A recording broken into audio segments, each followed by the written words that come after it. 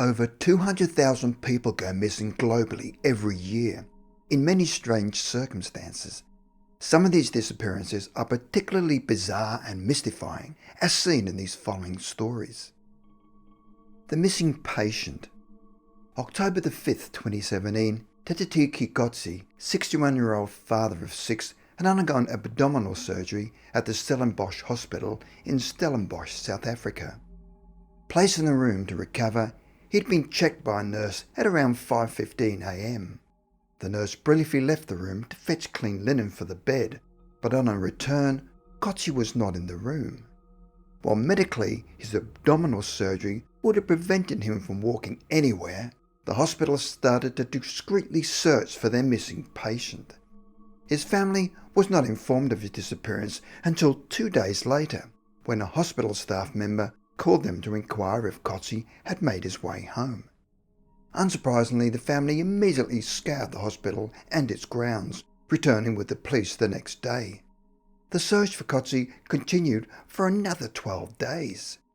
His lifeless body was finally discovered by builders doing renovation work at the hospital, lying in the ceiling of an isolated section of the facility. The hospital had no explanation for how the immobile patient could have moved locations so swiftly with no signs of a struggle. Mystery continues to surround the strange displacement and passing of the man. The hospital autopsy merely showed that Kotsi had not passed of complications of his surgery or any natural causes. His family gained the impression that he had been placed where he was found after passing. The hospital reported the matter to local police, strongly suggesting foul play. The incident became stranger when it was covered by international news services with suggestions of a paranormal phenomena of spontaneous teleportation. James Edward Tedford. James Edward Tedford had returned to his home in Vermont after a second stint in World War II to find his wife Pearl missing and the rental property abandoned.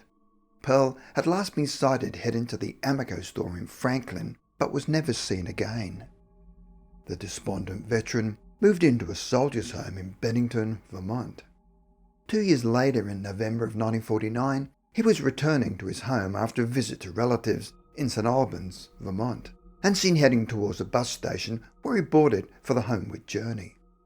No fewer than 14 passengers witnessed seeing Tedford asleep in his seat at the last stop before Bennington, and yet when the bus arrived, he had vanished.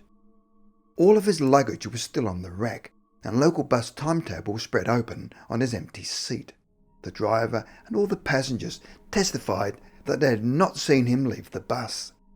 While the scheduled bus journey should have taken only 8 hours, heavy snow had caused a delay. But ominously, the route passed through the Green Mountain National Forest.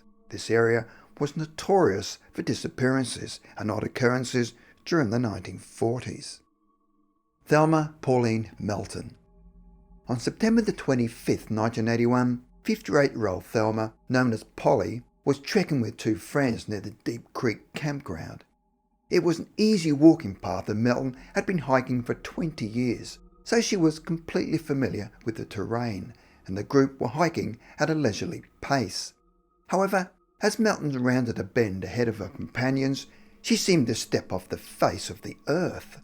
Her friends scoured the area where she'd been walking just seconds before, but could find no trace indicating where she'd gone.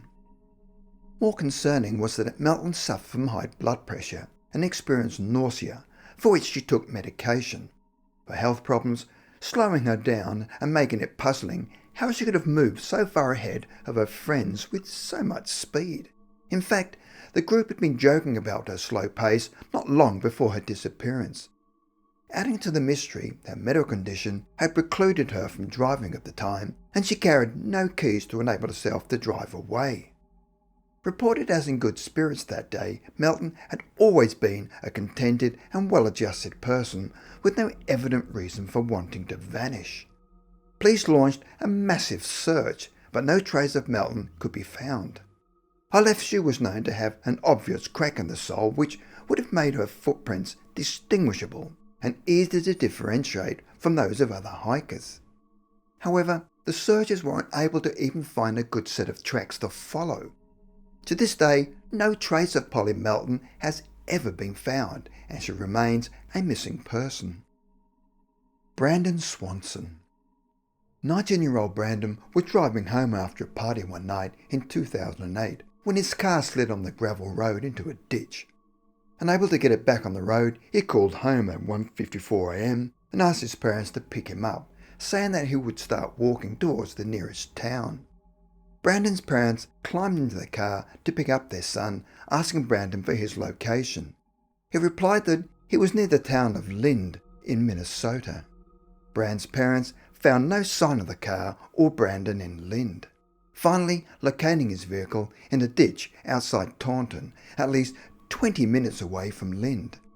His father spoke to him for 47 minutes on his cell phone as he drove to the location, when suddenly Brandon cried, "Oh shit!" and the line went dead. Extensive searches covering 122 square miles were conducted in the area over the following 5 years. Authorities theorised that Brandon may have fallen into a nearby river. However, after the phone call cut out, Brandon's parents tried repeatedly to call him again, and his phone kept ringing. There was no evidence of either foul play or fake disappearance. However, neither has any trace been found of Brandon's whereabouts on land or water.